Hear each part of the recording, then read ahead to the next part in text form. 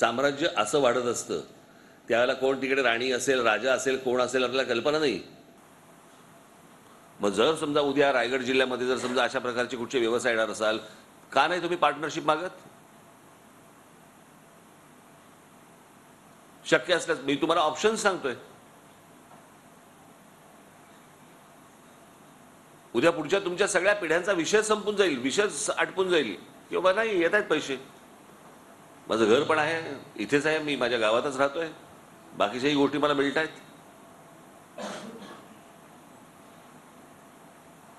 आपल्या लोकांना महाराष्ट्रात, खास करून महाराष्ट्रात, आपल्या लोकांना भानच नाही या गोष्टींचं. तुम्ही सहज सहज, माझ्या पत्रकार बांधवांना माझी विनंती आहे, तुम्ही सहज आत्ता जिथे रजिस्ट्रेशन होतात ना जमिनींचे, जाऊन बघा कोणाच्या नावावरती जमिनी आल्यात. आता रायगड जिल्ह्यामधला अजून एक धोका म्हणजे तुमचं नेरळ, माथेरानच्या पायथ्याशी जा, तिथे इमारती उभ्या राहत आहेत, कोण फ्लॅट घेतात जरा बघा. मराठी लोक आहेत का बघा त्याच्यात.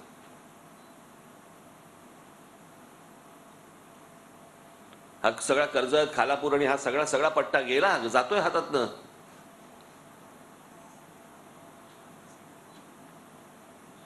माझ्या इथे आलेल्या माझ्या महाराष्ट्र सैनिकांना, तरुणांना माझी हीच विनंती आहे, तुम्ही अलर्ट असलं पाहिजेत, सतर्क असलं पाहिजेत की काय माझ्या आजूबाजूला घडतंय. मी मागे एक उदाहरण ऐकलं होतं की स्वतःच्या भाषेसाठी, स्वतःच्या काय म्हणू एम्पायरसाठी किंवा स्वतःच्या सगळ्या गोष्टींसाठी माणूस कसा सजग असतो.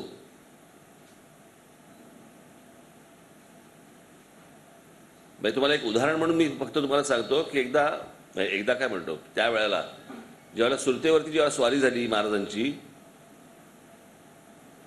तेव्हा महाराज सुरतेच्या बाहेर होते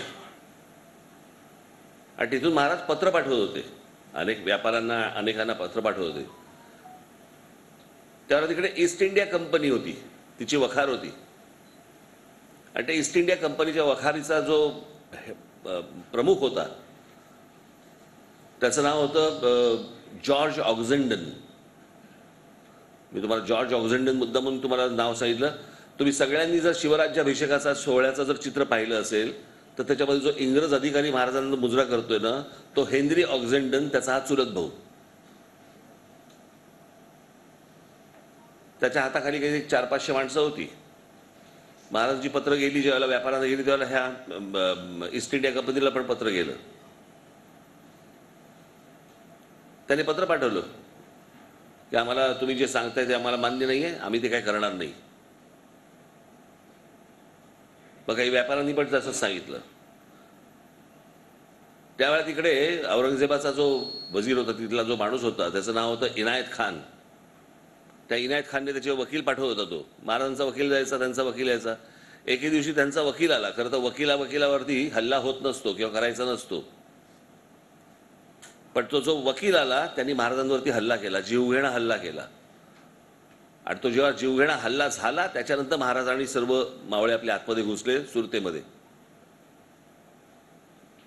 त्याला हा इनायत खान तिकडच्या सुरतेच्या डोंगरावरती पळून गेला त्याच्या सगळ्या सैन्यासह, आणि सुरत अख्खी मोकळी पडली.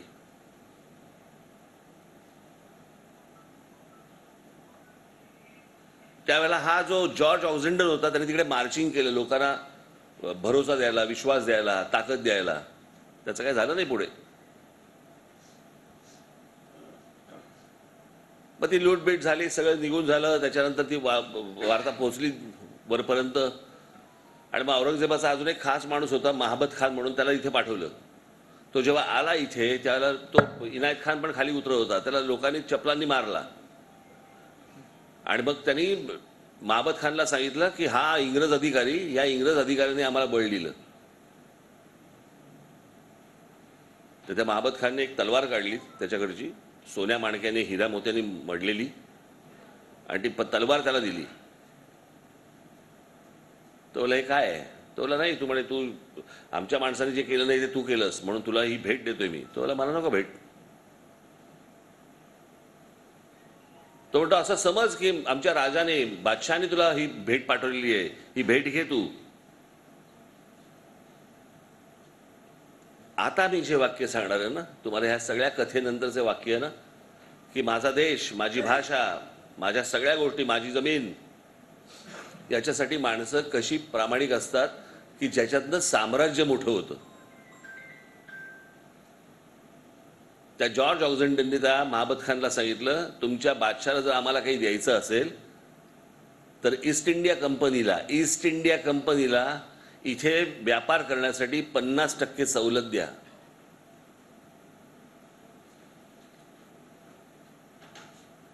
साम्राज्य असं वाढत असतं. त्यावेळेला कोण तिकडे राणी असेल, राजा असेल, कोण असेल आपल्याला कल्पना नाही. त्याला माहिती नसेल हा इथे एक जॉर्ज ऑक्झंडन नावाचा कोणतरी त्यांचा अधिकारी आहे. पण स्वतःचा झेंडा, स्वतःची जमीन, स्वतःची भाषा, याच्यासाठी कोण कुठच्या ठिकाणी आलेला एक अधिकारी जेव्हा अशा प्रकारची गोष्ट सुनावतो, अरे तुम्ही तर महाराष्ट्रामध्ये जन्माला आलेले भूमिपुत्र, तुम्ही हा संपूर्ण हिंद प्रांत जर समजा आपण पाहिला तर या संपूर्ण प्रांतावरती अनेकांनी राज्य केली, मोगलांनी केली, ब्रिटिशांनी केली, सगळ्यांनी केली, पण इथे राज्य केलेला माणूस हा फक्त मराठा आहे, या महाराष्ट्राचा आहे. ज्यांनी राज्य केलं त्या राज्यकर्त्या मराठ्यांचा आज तुमच्या हाताखालची जमीन जातीये, बाहेरच्या येऊन जमिनी घेत आहेत तुमची, तुम्हाला पोरकं करतायत, तुमच्या पुढच्या पिढ्यांना पोरकं करतायत, तुमच्या हाताला काही लागत नाहीये, हातात पैसे येत नाहीयेत. आणि हे फक्त रायगड जिल्ह्यापुरतं नाहीये. तुम्ही जा, ठाणे जिल्ह्यात जा, पालघर जिल्ह्यात जा, रत्नागिरी जिल्ह्यात जा, सगळ्या ठिकाणी ह्या सगळ्या पोखरत आहेत. तुम्हाला जमीन भुसभुशीत असली ना तरच घुशी होतात, खडकामध्ये घुशी नाही होत.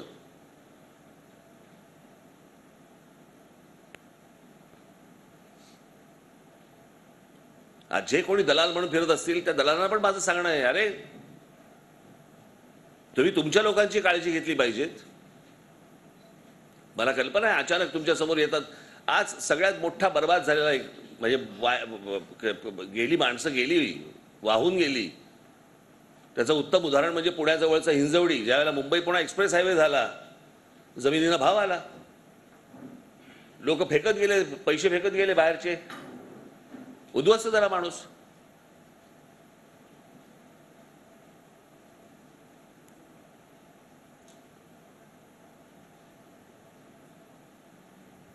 मला या सगळ्या गोष्टींसाठी म्हणून मला काही गोष्टी करायच्या आहेत, त्याच्यासाठी म्हणून मला तुमच्याशी काही गोष्टी खाजगीत बोलायच्या होत्या. हे चॅनलचे कॅमेरे लावले आहेत, सगळेजण उभे आहेत, मोबाईलवरती काहीतरी शूट करतायत, हे असले बैठक नव्हती घ्यायची मला.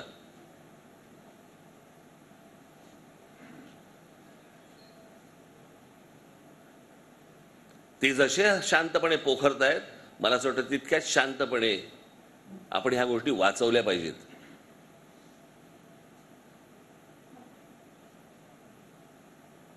आज दुर्लक्ष